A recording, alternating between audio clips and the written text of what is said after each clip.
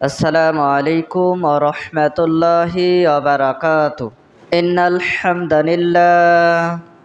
হামদালিল্লাহি নাহমাদুহু ওয়া নাস্তাঈনুহু ওয়া নাস্তাগফিরুহু ওয়া নু'মিনু বিহি ওয়া নাতাওয়াক্কালু আলাইহি ওয়া নাউযু বিল্লাহি মিন শুরুরি আনফুসিনা ওয়া মিন সাইয়্যাতি আ'মালিনা من يهده الله فلا مضل له ومن يضلله فلا هادي له ونشهد أن لا إله إلا الله وحده لا شريك له ونشهد أن محمدا عبده ورسوله الذي أرسله بالحق بشيرا ونذيرا أما بعد فأعوذ بالله من الشيطان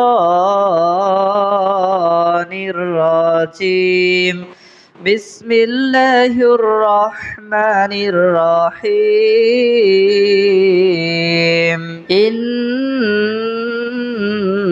الله وملائكته يصلون على النبي يا أيها الذين آمنوا صلوا عليه وسلموا تسليما আমরা সকলেই দুরূদে ইব্রাহিম পাঠ করি।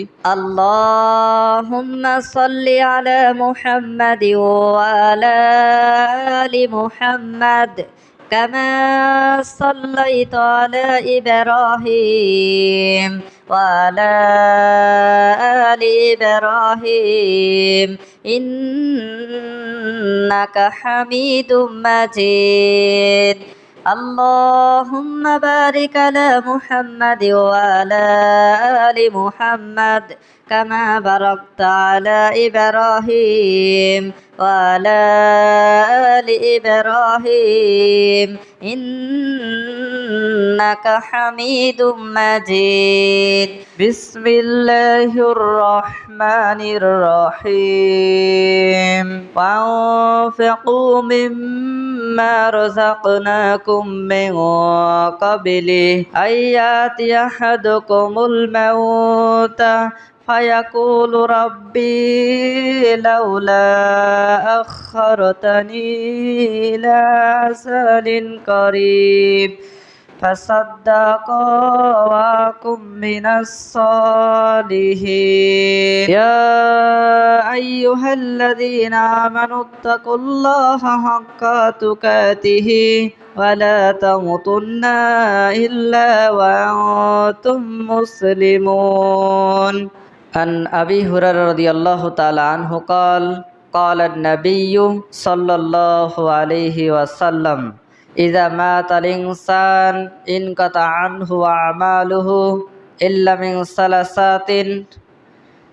من صدقات جارية أو ولد صالح يدعو له ينتفع به আলহামদুলিল্লাহ।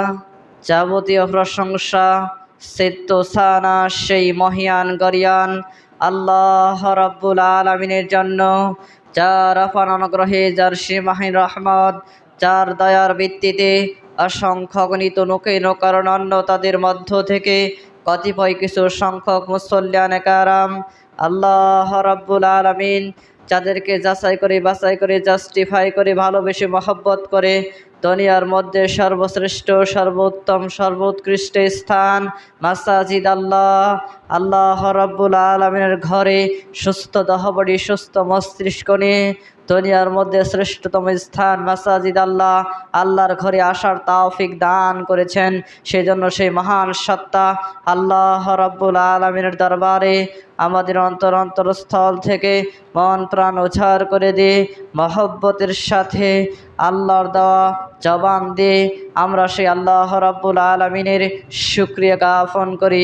সকলেই পড়ি আলহামদুলিল্লাহ।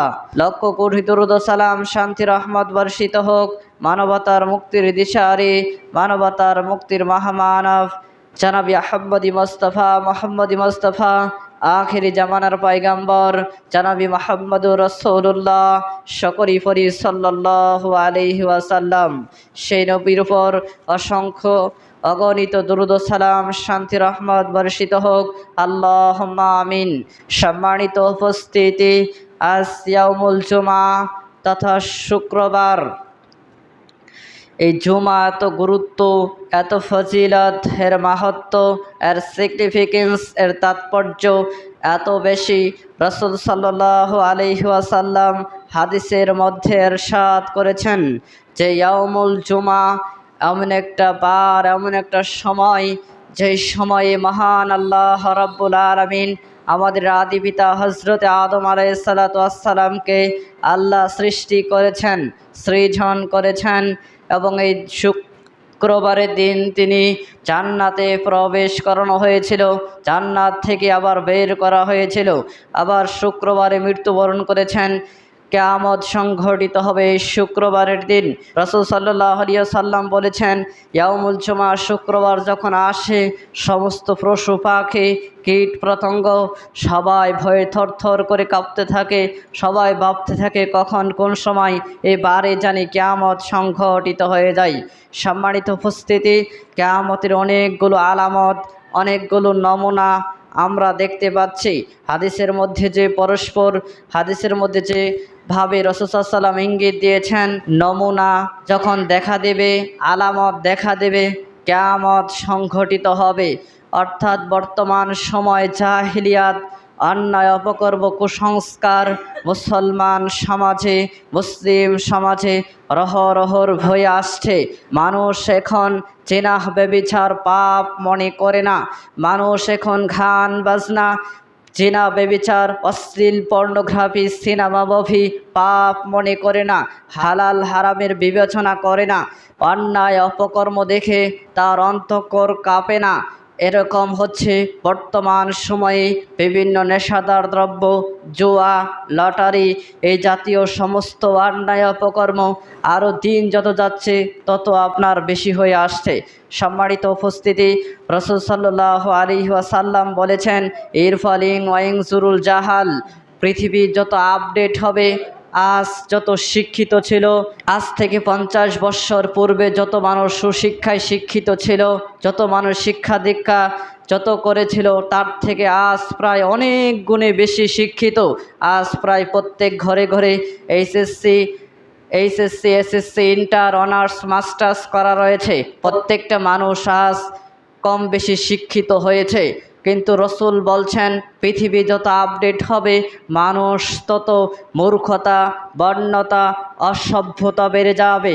এই হাদিসের একটু ব্যাখ্যা করেছেন যারা মুহাদ্দিস, হাদিস বিশারদ, তারা বলেছেন যে ইতিপূর্বে যে আমাদের মা বোন ছিল, তারা আপনার ময়মুরব্বী কথা মেনে চলেছিল। তারা যদি কথা বলতো তাহলে বাড়িতে আর কোনো মানুষ কথা বলতো না। তারা মাথার ঘোমটা লম্বা করে দিয়ে মানুষের সামনে যাওয়া আসা করত, অর্থাৎ সকালবেলায় তারা কোরআন তেলাওয়াত করত। আজ সে সিস্টেম, পরিবেশ পুরো পাল্টে গিয়েছে। মানুষ সকাল সন্ধ্যায় গান বাজনা, বিভিন্ন অন্যায় কর্মের সাথে জড়িত, সকাল থেকে সেই অন্যায়ের সাথে জড়িত, সারাদিন ভরে এই গান বাজনা হয়ে যাচ্ছে। সম্মানিত উপস্থিতি, ইতিপূর্বে যে মানুষগুলো ছিল, আপনার নম্রতা, ভদ্রতা, মানুষকে সম্মান করছে, মূল্যায়ন করছে, শিক্ষা দীক্ষা কম থাকলেও সেই পূর্বের যুগের মানুষ অনেকাংশে ভালো ছিল। সম্মানিত উপস্থিতি, এই হাদিসের ব্যাখ্যায় বলা হয়েছে যে মানুষ অনেক শিক্ষিত হবে, অনেক টাইটেল, অনেক ডিগ্রি অর্জন করবে, কিন্তু মানুষ শিক্ষিত নয়। রাসূল সাল্লাল্লাহু আলাইহি ওয়াসাল্লাম বলেছেন, যে শিক্ষা মানুষকে তারই শাস্তে বাধ্য করে, সেই শিক্ষা আসল শিক্ষা নয়। যে শিক্ষা দাঁড়িয়ে থেকে প্রস্রাব করতে বাধ্য করে, সেই শিক্ষা রাসূলের শিক্ষা নয়। যে শিক্ষা মানুষকে আপনার অন্যায় অপকর্ম করাতে বাধ্য করে, সেই শিক্ষা আসল শিক্ষা নয়।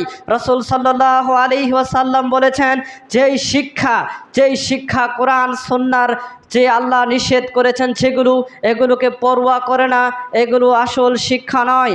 যে মাস্টার্স পাস ছেলে দাঁড়িয়ে থেকে প্রস্রাব করতে পারে, সেই ছেলে শিক্ষিত নয়।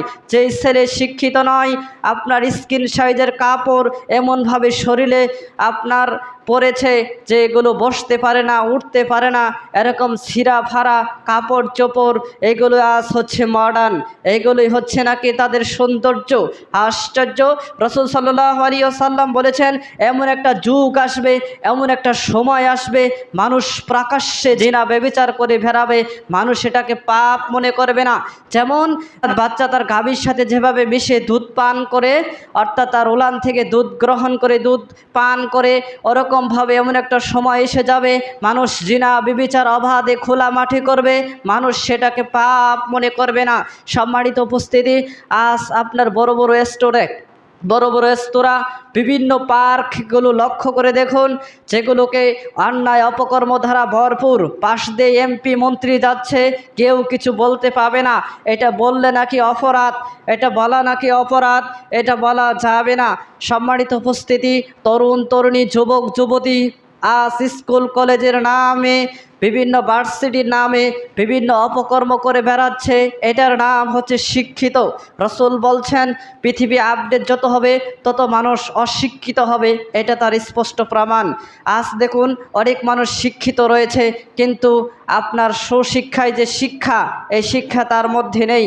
একজন মানুষ আদর্শবান শিক্ষায় শিক্ষিত হতে হলে আল্লাহ রাব্বুল আলামিন যা হারাম করেছেন, যা বর্জন করতে বলেছেন, পরিহার করতে বলেছেন, এটা বাদ দিয়ে তার শিক্ষা তার মধ্যে থাকতে হবে, তাহলে সে সুশিক্ষায় শিক্ষিত।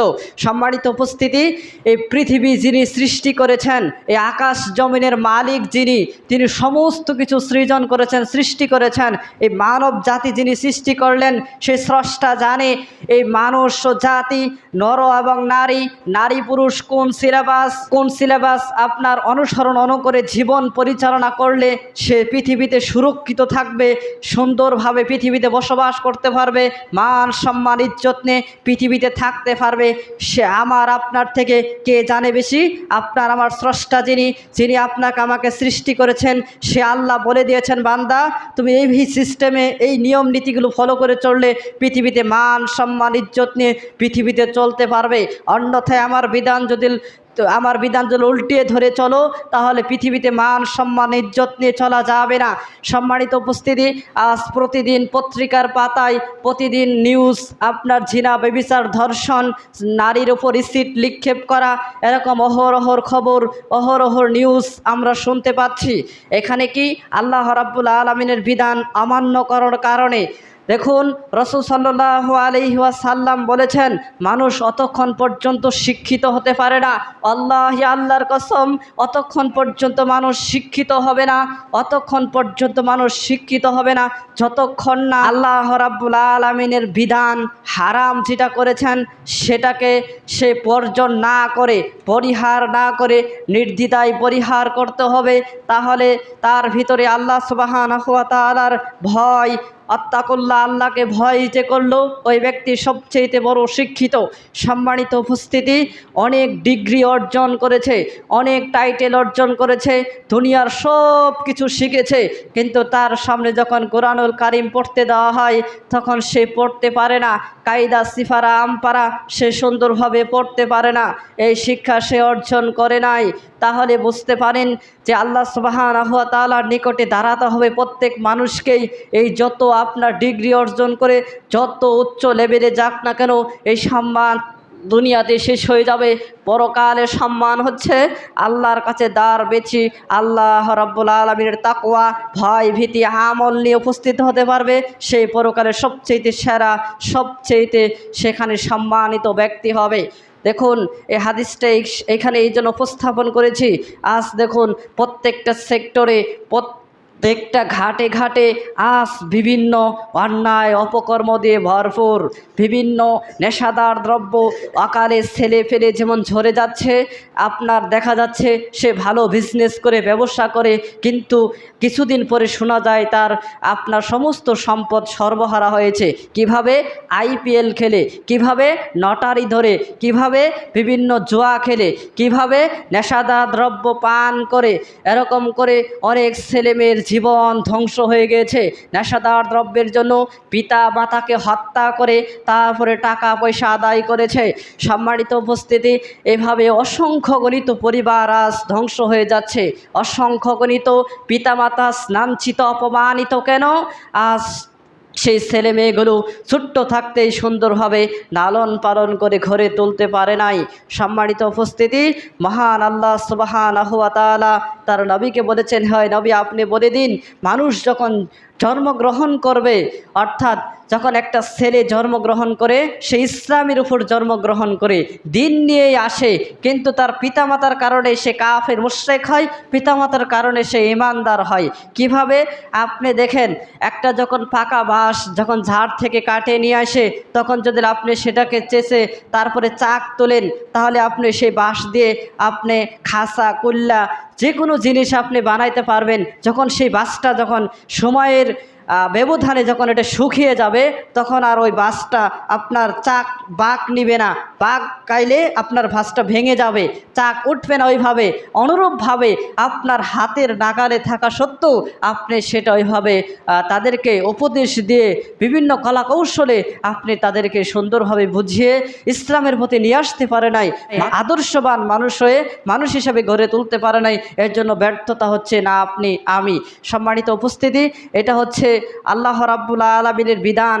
তিনি আল্লাহ বলছেন, ইয়া আইয়ুহাল্লাযিনা আমানু, হে ঈমানদারগণ, হে ঈমানদার নারী পুরুষ, অত্তাকুল্লাহ, তোমরা আল্লাহকে ভয় করো, হাক্কা তুকাতিহি ওয়ালা তামুতুন্না ইল্লা ওয়া আনতুম মুসলিমুন। দেখুন আল্লাহ বলছেন সূরা আল ইমরান 102 নম্বর আয়াত। আল্লাহ এখানে কিভাবে কি ভাষাগুলো ব্যবহার করেছেন। হে ঈমানদার নরনারী, যারা ঈমানের দাবিদার, যারা ঈমানদার আমরা দাবি করি যে আপনার আমার ভিতর ঈমান আছে, ঈমান আছে বলে আপনি আমি নামাজ পড়ি, ঈমান আছে বলে দান সাদকা করি, ঈমান আছে বলে আল্লাহকে ডাকি, ঈমান আছে বলে আল্লাহকে ভয় করি, অন্যায় অপকর্ম করি না, এটার নাম হচ্ছে কি ঈমানদার। অর্থাৎ তার ভিতরে আল্লাহর ভয় ভীতি রয়েছে। সম্মানিত উপস্থিতি, আল্লাহ তাদেরকে ডেকে বলছেন, অত্তাকুল্লাহ, একমাত্র আল্লাহকে ভয় করবা বান্দা, হাক্কা তুকাতিহি, খবরদার হুঁশিয়ার সাবধান, মুসলিম না হয়ে মৃত্যুবরণ করবে না। এই যে আল্লাহ বলছেন মুসলিম না হয়ে মৃত্যুবরণ করবে না, মুসলমান অর্থ হচ্ছে শান্তি নয়, আত্মসমর্পণ করা। আজ অর্থ শিখিয়েছে শান্তি, মুসলিম অর্থই শান্তি নয়, মুসলিম অর্থ শান্তি নয়, মুসলিম অর্থ আত্মসমর্পণ করা। আল্লাহর কাছে আত্মসমর্পণ করলাম, আল্লাহ আপনার বিধিবিধানের উপর আমি আত্মসমর্পণ করলাম, সারেন্ডার হলাম। আল্লাহ আপনার যত হারাম কাজ রয়েছে, হারাম জিনিসপত্র, হারাম খাদ্যদ্রব্য, হারাম রিলেটেড যতগুলো নিয়ম নীতি রয়েছে, সমস্ত কিছু নির্দ্বিধায় আমি কোনো প্রশ্ন ছাড়াই এগুলো মেনে নিলাম। সাধ্য অনুপাতে আমি এর থেকে বেঁচে থাকার চেষ্টা করব। যা হালাল করেছেন আমি আল্লাহ সব এটা গ্রহণ করে নিলাম, অ্যাকসেপ্ট করলাম। এটা হচ্ছে আপনার আল্লাহর কাছে আমি সারেন্ডার হলাম, আত্মসমর্পণ করলাম। তারপরে হচ্ছে আমি যদি এগুলো মেনটেন করে চলতে পারি, তাহলে হলো শান্তি। সম্মানিত উপস্থিতি, এই হচ্ছে আল্লাহ রাব্বুল আলামিন বলছেন যে মুসলিম না হয়ে মৃত্যুবরণ করিও না। অর্থাৎ আল্লাহ রাব্বুল আলামিন অন্য আয়াতে বলছেন যে কবরের শাস্তি মানুষ সহ্য করতে পারবে না। কবর বলে আনা বাইতুন ওয়াহিদ, আমি হচ্ছে একাকিত্ব ঘর। একাকিত্ব ঘর মানে একসাথে 100 জনকেও কবর দিলে তবু একাকিত্ব ঘর। কিভাবে? এক খাটের মধ্যে যদি 5 জন মানুষ শুয়ে থাকে, যখন সে স্বপ্ন দেখে একজন মানুষ স্বপ্ন দেখেছে, পাশের মানুষ বুঝতে পারে না, টের পায় না যে ওই কি স্বপ্ন দেখেছে। একজনের স্বপ্ন যেমন আরেকজন বুঝতে পারে না, তদ্রূপ যার যার শাস্তি সে অনুভব করতে পারবে, পাশের জন বুঝতে পারবে না। এটার নাম হচ্ছে একাকিত্ব ঘর। 2, রাসূল সাল্লাল্লাহু আলাইহি ওয়াসাল্লাম বলেছেন, আনা বাইতুন দুত, আমি হচ্ছি পোকা মাকড়ের ঘর। কবর বলছে যে আমি কোনো নবীকে চিনি না, আমি কোনো নবীর মেয়েকে চিনি না, আমি ফাতেমাকে চিনি না, আমি চিনি হচ্ছে ঈমান আর আমল। আমার ভিতরে যে ঈমান আর আমল নিয়ে আসতে পারবে সে সুখে শান্তিতে থাকতে পারবে, আর আমার ভিতরে যে ঈমান আমল নিয়ে আসতে পারবে না তার দুঃখের দুর্দশার কষ্টের কোনো সীমারেখা নেই। সম্মানিত উপস্থিতি, এটার নাম হচ্ছে আপনার কবর। প্রথম স্টেশন, প্রথম ঘাট প্রথম যে আপনার ধাপ সেটাই হচ্ছে আপনার কবর। এই কবর থেকে সে বাঁচতে পারলে সে আরও যতগুলো ধাপ আছে বেঁচে যাবে। দেখুন কবর বলছে আনা বাইতুন দূত, আমি হচ্ছে পোকামাকড়ের ঘর।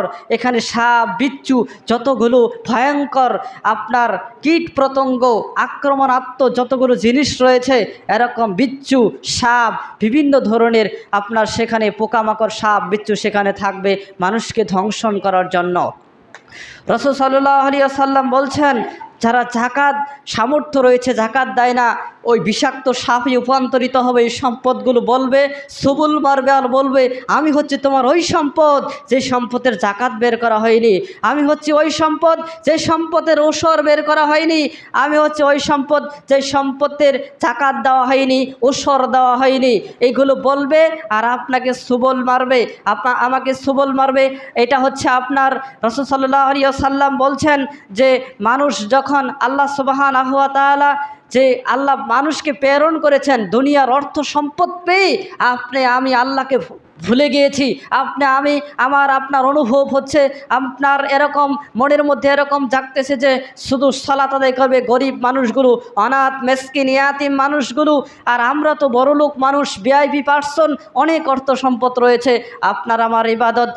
আমার ইবাদত করে কি হবে। এর অর্থ এই নয় যে সম্মানিত উপস্থিতি, পৃথিবীতেও যার অর্থ সম্পদ রয়েছে তাই কিন্তু সুখে নেই। সুখে আছে? সুখে নেই। আপনি দেখবেন যার অর্থ সম্পদ বেশি তার আপনার আরও চিন্তা ভাবনা বেশি। এই কখন কার জানি মামলা হয়ে যায়, কখন কার জানি ধরতে আসে, কখন জানি ওই আপনার জমিতে ফসল আদি একজনে নিয়ে গেল কিনা, এগুলো গরু বাছুর খেলো কিনা, বিভিন্ন টেনশন বিভিন্ন চিন্তা ভাবনা কাজ করে। আর যার সম্পদ নেই সে বলে যে আমার আল্লাহ আছে, যা খাই যা উপার্জন করব তা খাবো, যা উপার্জন করতে পারবো না না খেয়ে থাকবো। অর্থাৎ এই পৃথিবীতে কেউ শান্তিতে বসবাস করতে পারবে না। আল্লাহ বলছেন পৃথিবী শান্তির জায়গা নয়, পৃথিবী এখানে শান্তির জায়গা নয়। আপনি যখন এই উত্তপ্ত গরমে কত মানুষ ক্লান্ত হয়ে গেছে, কোথায় যে ঠেকাইতে পারছে। আর যদি মানুষের হাতে ক্ষমতা থাকতো তাহলে কত মারামারি কাটাকাটি হয়ে যেত, কিন্তু আল্লাহর হাতে এই ক্ষমতা যে গরম দিয়েছে কেউ তার ঠান্ডা করতে পারে না। এই ক্লান্ত টাকা পয়সা দিয়েও কি এটা থামানো গিয়েছে? থামানো যায়নি। সম্মানিত উপস্থিতি, এই পৃথিবী শান্তির জায়গা নয়। দ্বিতীয় নম্বর কথা হয়েছে, এই পৃথিবীর যত ক্ষমতা রয়েছে ক্ষমতারও একটা শেষ রয়েছে। দেখুন আপনার পৃথিবীতে যত ক্ষমতা রয়েছে, জিবরিল আমিনের কাছ কি ক্ষমতা খাটাতে পারবে? মালাকুল মাউত যার নিকটে চলে আসবে সে মৃত্যু থেকে কেউ রেহাই পাবে? যত কোটি কোটি টাকা তাকে দেওয়া হয়, সে কি মৃত্যুর জান কবজ করা থেকে বিরত থাকবে? থাকবে না। কিছু কিছু সময় টাকা পয়সা অর্থ সম্পদ দিয়ে কোনো কাজে আসে না। এই জন্য রাসূল সাল্লাল্লাহু আলাইহি ওয়াসাল্লাম বলছেন কবর হচ্ছে পোকামাকড় ঘর, কবর হচ্ছে একাকিত্ব ঘর, কবর হচ্ছে আপনার শাস্তির জায়গা, যেখানে তিনটি প্রশ্ন করা হবে। মান রব্বুকা, বান্দা তোমার রবকে, অমান দিনুকা, তোমার দিন কি, অমান নবিয়ুকা, তোমার নবীর নাম কি। যখন সে ব্যক্তিটা মুমিন হবে তখন অটোমেটিকলি সে প্রশ্নের উত্তরগুলো চলে আসবে। মুমিন হয়, মান রব্বুকা, রব্বি আল্লাহ, আমার রব হচ্ছে, আমার প্রতিপালক হচ্ছে আল্লাহ রাব্বুল আলামিন। আমার দিনুকা, তোমার দিন কি, তুমি কোন ধর্মের উপরে ছিলা, তখন সে বলবে আমার দিন হচ্ছে ইসলাম। আমার নবিকা হাজা রাসূলুল্লাহ সাল্লাল্লাহু আলাইহি ওয়াসাল্লাম, আমার নবী হচ্ছে প্রফেট মুহাম্মদ রাসূলুল্লাহ সাল্লাল্লাহু আলাইহি ওয়াসাল্লাম। তখন আরেকটি প্রশ্ন করবে জিবরিল আমিন যে হে বান্দা, তুমি এতগুলো কথা এই প্রশ্নের উত্তরগুলো দিতে পারলে কিভাবে? তখন সে অতিরিক্ত প্রশ্নের উত্তর বলবে যে আমি দুনিয়াতে মুমিন ছিলাম, দুনিয়াতে এই আমলগুলো করেছিলাম, যার ফলে আমি আল্লাহকে চিনতে পারছি, দিন কি বুঝতে পারছি, নবীকে চিনতে পারছি। তখন সে পাশ থেকে আওয়াজ আসবে, আল্লাহ রাব্বুল আলামিন বলবেন এক সময় যে হে ফেরেশতারা, আর তোমরা দেরি করো না, তার জান্নাতের বিছানা বিছিয়ে দাও, জান্নাতের আলো বাতাস নাইন গার্ড করে দাও, সে সুন্দরভাবে আপনার ঘুমিয়ে যাবে।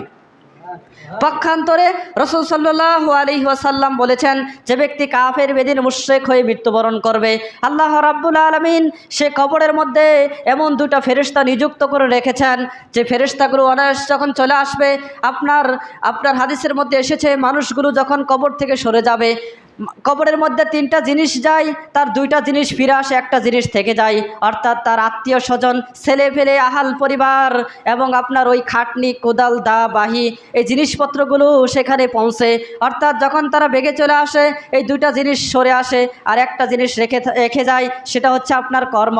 আমার কর্ম যেটা হচ্ছে আমল, সেটা আপনার কাছে রেখে যাবে। মানুষগুলো যখন 40 কদম এগেতে না এগেতেই আপনার 2জন ফেরেশতা কবরের মধ্যে এসে উপস্থিত হবে। এসেই প্রশ্ন করবে, মান রব্বুকা, বান্দা তোমার রবকে বলো। রব বলতে আমি বুঝি না। আমান দিনুকা, তোমার দিন কি? দিন কি আমি জানি না। আমার নাবিউকা, তোমার নবীর নাম কি? নবীকে? নবী বলতে কিছু জানি না। তখন 2জন ফেরেশতা চলে যাবে, 2জন ফেরেশতা চলে আসবে। একজন হচ্ছে বদির, কানে শোনে না, চোখে দেখে না, আপনার কানে শুনলে মহব্বত হবে। একজন মানুষের সামনে যখন অকুন সুরে কান্নাকাটি করবে, তার হৃদয়ের মধ্যে একটা মায়া চলে আসবে, চোখে দেখলে একটা মহব্বত চলে আসবে। আল্লাহ বধির করে পাঠাবেন, আল্লাহ অন্ধ করে, প্রতিবন্ধী করে কবরের মধ্যে প্রেরণ করবেন। 2জন ফেরেশতা এমন একটা হাতুড়ি নিয়ে আসবে। রাসূল বলছেন, যখন উহুদ পাহাড়ের মধ্যে যখন এই হাতুড়ি দিকে পিটানি দেওয়া হবে, ওই আপনার উহুদ পাহাড় আপনার গলে বালুই পরিণত হয়ে যাবে।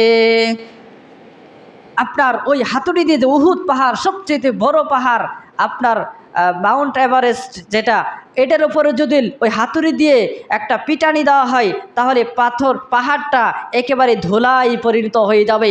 এমনভাবে যখন পিটানি দিবে, হাও মাও করে চিৎকার করবে। রাসূল সাল্লাল্লাহু আলাইহি ওয়াসাল্লাম বলছেন, কবরের পাশে একটা বকরি বাঁধা ছিল, বকরি সেই শাস্তি বুঝতে পারছে, সে ছটফট করতে থাকে। পশু প্রাণী মানুষের শাস্তি বুঝে, কিন্তু মানুষ সে শাস্তি অনুভব করতে পারে না। যদি করতে পারতো, মানুষ দুনিয়াতে টিকতে পারতো না, দুনিয়াতে বেঁচে ভারসাম্যহীন হয়ে যেত, অর্থাৎ এখানে বসবাস করার মতো জায়গা হতো না। এজন্য আল্লাহ রাব্বুল আলামিন এটা গোপন করে রেখেছেন, মানুষের শাস্তি মানুষ বুঝতে পারে না।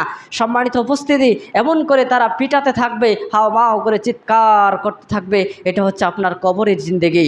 সম্মানিত উপস্থিতি, মহান আল্লাহ সুবহানাহু ওয়া তাআলা বলছেন যে, বান্দা, আমি আল্লাহ সুবহানাহু ওয়া তাআলা দুনিয়াতে প্রেরণ করেছি, আমার খুবই স্বাদ আছে, আমার খুবই পাওনা রয়েছে যে মানুষ আমাকে মেনে চলবে, মানুষ আমাকে গ্রহণ করবে। অতীন টমর ফলের কসম, চাইতন ফলের কসম, অত রেসি নিন তুর পর্বতের কসম, লাকাদ খালাকনাল ইনসানা ফি আহসানি তাকবীম।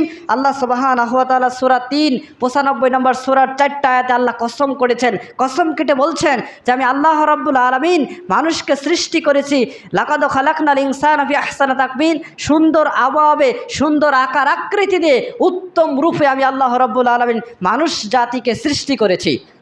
সুবহানাল্লাহ। এই দেখুন, আপনার আমার যে আকৃতি, কোনো মানুষের সাথে কোনো মানুষের আকৃতির মিল নেই, কোনো মানুষের সাথে কোনো মানুষের চেহারার মিল নেই। আপনার পশু প্রাণীর মধ্যে তাকান, সবচেয়ে সর্বশ্রেষ্ঠ আকার আকৃতি দিয়েছেন মানুষ আদম সন্তানের মধ্যে। আল্লাহ বলছেন, কাররামনা বানি আদম, আমি আল্লাহ আদম সন্তানকে সর্বশ্রেষ্ঠ করে, উত্তম করে, সুন্দর করে আমি আল্লাহ নিজ হাতে সৃষ্টি করেছি। সুবহানাল্লাহ। তাহলে এটার মধ্যে আল্লাহর পাওনা রয়েছে, আল্লাহর খুবই স্বাদ যে মানুষ আমাকে মানবে, মানুষ আমাকে মেনে চলবে, মানুষ আমাকে মূল্যায়ন করবে। সুবহানাহু ওয়া তাআলা এই কথাগুলো বলেই বাক্য উল্টিয়ে ধরে বলছেন যে কিছু মানুষ আছে তারা আল্লাহকে মূল্যায়ন করবে না, আল্লাহর বিধানকে 5 পয়সা দাম দিবে না। কেন দিবে না জানেন? দেখবেন, মানুষরূপী মুনাফিক, মানুষরূপী শয়তান কিভাবে মানুষ সর্বশ্রেষ্ঠ জাতি, আর এই জাতিকে আল্লাহ রাব্বুল আলামিন সবচেয়ে নিকৃষ্ট করেছে। কেন? আপনার সাধ্য মতে আল্লাহর যত হালাল জিনিস রয়েছে এগুলো আপনি ভক্ষণ করবেন, কোনো বাধা নিষেধ নাই, কিন্তু আপনি সেটা না করে আপনি হারামের দিকে ঝাঁপিয়ে পড়েছেন। আপনি সর্বশ্রেষ্ঠ জাতি, যখন হারাম ভক্ষণ করেন তখন আপনি সর্বশ্রেষ্ঠত্ব থাকেন না। এটা সর্বশ্রেষ্ঠ আপনার ছিলেন, কিন্তু আল্লাহর বড় বিধান লঙ্ঘন করার কারণে সর্বশ্রেষ্ঠত্ব থেকে ছিটকে পড়েছেন। আদম আলাইহিস সালাম, হাওয়া আলাইহিস সালাম আল্লাহর হারাম ভক্ষণ করার কারণে আপনার জান্নাতি পোশাক খসে পড়ে গিয়েছিল, 2 দিকে 2 জন চলে গিয়েছিল, আল্লাহ আগান্বিত হয়েছিলেন তাদের উপর। সম্মানিত উপস্থিতি, মিস্টার ইবলিস আল্লাহর একটা হুকুমকে অমান্য করার কারণে সে শয়তানি পরিণত হয়েছে। এত লক্ষ লক্ষ বছর ইবাদত করার পরেও শয়তান হয়েছে। সম্মানিত উপস্থিতি, আর আপনার আমার পাপের কোনো হিসাব নাই, অন্যায়ের কোনো হিসাব নাই। হারাম যে ভক্ষণ করছি এটা যে পাপও মনে করি না, এটা যে পাপ, এটা যে অন্যায়, এটা যে খারাপ, এই আপনার ভয়টুকু, ভীতিটুকু আপনার আমার মধ্যে জাগে না। এই জন্য আল্লাহ সুবহানাহু ওয়া তাআলা বলছেন যে আল্লাহ রাব্বুল আলামিন সূরা আরাফ ৭ নম্বর সূরার ১৭৯ নম্বর আয়াতে বলছেন যে অধিকাংশ জিন এবং মানুষ তাদের জন্য তৈরি করা হয়েছে জাহান্নাম। কেন? লাহুম কুলুবুল্লাহ ইয়াফকাহুনা বিহা, তাদের যে কলফ, যে অন্তর দেওয়া হয়েছে, এই অন্তর দ্বারা সত্য মিথ্যা বিবেচনা করে না, নির্ণয় করে না, সেটা সত্য মিথ্যা বোঝার চেষ্টা করে না, হালাল হারাম নির্ণয় করে না, জায়েজ না জায়েজ, আপনার জন্য হালাল হারাম, আমার জন্য হালাল হারাম, এগুলো বিবেচনা যখন না করবে তখন ওই কল্পটা কালো কুচকুচে কদাকার হয়ে যায়। কিছু মানুষ আছে পাপ করলে তাৎক্ষণিক মনে হয় কেন যে পাপটা করলাম, আল্লাহ আপনি আমাকে মাফ করুন, আর পাপ করব না। তার মানে বুঝতে হবে তার ভিতরে একটু ঈমান আছে, সে পাপকে ঘৃণা মনে করে। অধিকাংশ মানুষ আছে পাপ করে, অন্যায় করে, তার ভিতরে এইটা জাগে না যে এই পাপটা যে করলাম এটা তো আমার পাপ হলো, অন্যায় হলো, এটা সে তার ভিতরে সেটা জাগ্রত হয় না, সেটা ভাবে না। বুঝতে হবে তার ঈমানের যে পাওয়ার একেবারে নিস্তেজ হয়ে গেছে, একেবারে কম, এই জন্য সে পাপ করতেও সে দ্বিধাবোধ করে না। সম্মানিত উপস্থিতি, আল্লাহ বলছেন যে আপনার এই চক্ষু কথা বলেছেন, 3টা ইন্দ্রিয়ের কথা বলছেন যে লাহুম কুলুবুল্লাহ ইয়াফকাহুনা বিহা ওয়া লাহুম আয়ুনুল্লাহ ইয়াবসিরুনা বিহা। আল্লাহ রাব্বুল আলামিন বলেন আমি আল্লাহ মানুষকে চোখ দিয়েছি, কর্ণকুহুর দিয়েছি, এত সুন্দর কর্ণকুহুর দিলাম, কান দিলাম, যেটা দ্বারা মানুষ সত্য মিথ্যা শুনবে, সেটা বিচার করে কথা বলবে, মানুষ ভালো মন্দ শুনবে, শ্রবণ করবে, সেটা দ্বারা সে আপনার সত্য মিথ্যা বিচার করে সে পথ চলবে। আল্লাহ রাব্বুল আলামিনের এই গুরুত্বপূর্ণ অঙ্গ প্রত্যঙ্গ মানুষ আর হেডফোন দিয়ে, ইয়ারফোন দিয়ে বিভিন্নভাবে গান বাজনা, অশ্লীল মুভি, সিনেমা, সেগুলো আপনার কান ভরে শুনছে, সেগুলো মনের খাহেশ, মনের আশা আকাঙ্ক্ষা মেটাচ্ছে, এগুলো অন্যায় অপকর্ম কর্ণকুহুর দিয়ে শুনেছে, কানের সে অপব্যয় করেছে। সবচেয়ে গুরুত্বপূর্ণ অঙ্গ প্রত্যঙ্গ সেটা হচ্ছে চক্ষু। এই চোখ দিয়ে আল্লাহ সুবহানাহু ওয়া তাআলার কোরআন পড়তে পারে না, কোরআন তেলাওয়াত করতে পারে না, সপ্তাহের পরে সপ্তাহ চলে যায়, মাসের পরে মাস চলে যায়, বছরের পরে বছর চলে যায়, হায় আফসোস একদিন কোরআন তেলাওয়াত করার ভাগ্য হয় না। কত মানুষ রয়েছে আল্লাহর দেওয়া চক্ষু দিয়ে দুনিয়ার সমস্ত হারাম অপকর্ম জীবনভর দেখলো, আল্লাহ রাব্বুল আলামিনের যেগুলো কত সুন্দর সুন্দর নাচ নিয়ামত রেখে গিয়েছিল এগুলো সে দেখলো না, এগুলো সে বোঝার চেষ্টা করলো না। আল্লাহ রাব্বুল আলামিন বলছেন উলাইকা কাল আনআম, তারা হচ্ছে পশু প্রাণীর মতো, তারা হচ্ছে কুকুর শ্রীকাল, তারা হচ্ছে সবচেয়েতে হায়ানা পশুর যে রয়েছে তাদের চেয়ে তো নিকৃষ্ট। আল্লাহ বলছেন উলাইকা কাল আনআম, তারা হচ্ছে পশু প্রাণীর মতো। এখানে আল্লাহ একটা কথা বলেছেন পশু প্রাণীর মতো বলেছেন, অর্থাৎ তাদের যেমন হেদায়েত জ্ঞান নাই, তাদের যেমন কমন সেন্স নাই, তাদের যেমন কোনো তাদেরও একটা বিবেক বুদ্ধি রয়েছে। দেখবেন যখন তার সামনে জর্দা নিয়ে যাবেন, সর্দার গ্রান দেখে সে বক্ষণ করবে না, বিড়ি সিগারেট বক্ষণ করবে না, নেশাদার দ্রব্য সে বক্ষণ করবে না, কারণ সে গ্রান নিয়ে দেখবে এটা আমার জন্য জায়েজ নাই। মানুষ গ্রান নেওয়া সত্ত্বেও সেটা বক্ষণ করে, এজন্য পশু প্রাণীর চেয়েও মানুষ নিকৃষ্ট। আল্লাহ বলছেন উলাইকা কাল আনআম বাল হুম আযাল উলাইকা হুমুল গাফিলুন, তারা হচ্ছে গাফেল, তারা হচ্ছে অকৃতজ্ঞ বান্দা, তারা হচ্ছে আল্লাহর অনেক নিয়ামত পাওয়া সত্ত্বেও তারা আল্লাহর হারামের মধ্যে ঝাঁপিয়ে পড়েছে। সর্বশ্রেষ্ঠ থেকে আল্লাহ একেবারে নিচে নামিয়ে দিয়েছেন। রাসূল সাল্লাল্লাহু আলাইহি ওয়াসাল্লাম বলছেন যে ইজা মাতাল ইনসান, মানুষ যখন মৃত্যুবরণ করে, ইল্লা মিন সালাসাতিন জারিয়া, তার সমস্ত আমল বন্ধ হয়ে যায়, সমস্ত আমলের দরজা বন্ধ। ইল্লা মিন সালাসাতিন জারিয়া, 3টি আমল খোলা থাকে, 3টি আমল খোলা থাকে, বুখারী মুসলিমের হাদিস। তার একটা হচ্ছে ইল্লা মিন সাদাকাতিন জারিয়া, আপনার দান অথবা সাদাকা, দান সাদাকা এটা আপনার আমার জন্য খুবই উপকারী হবে। দেখুন আমি পাপের কোনো সীমারেখা নেই। রাসূল বলছেন যে দান হচ্ছে আসাদকাতুল বুরহান, দান হচ্ছে দলিল। যেমন দলিলের ভিত্তিতে আমি জায়গায় বসবাস করতেছি, তাই না? আমি কি কোনো চেয়ারম্যান, মেম্বার, এমপি, মন্ত্রী দোহাই দিয়ে আমার বাড়ি বলে দাবি করি? আমি কিসের বলে বাড়িতে থাকি, জমি দখল করে আছি? আমার দলিলের ভিত্তিতে কাগজপত্র উপযুক্ত প্রমাণ আছে বলেই জমি এটা আমার। অনুরূপভাবে কিয়ামতের ময়দানে কোনো ছোট হুজুর, বড় হুজুর, মেজি হুজুর, কোনো পীর মাশায়েখের দোহাই দিয়ে কেউ জান্নাতে যেতে পারবে না। কিসের দ্বারা যেতে পারবে? ঈমান আমল। তার একটা হচ্ছে আপনার দান বা সাদাকা। এই দান সাদাকা কাল কিয়ামতের ময়দানে এটা দলিল হবে। আল্লাহ বলবেন, বান্দা তুমি জান্নাতে পাবা, দলিল কি? এই যে আল্লাহ আমি এটা দান সাদকা করছিলাম, এটা দলিল, এটার ভিত্তিতে আমি জান্নাতে যাব। তখন আল্লাহ জান্নাতে দান করবেন, জান্নাতে দাখিল করবেন।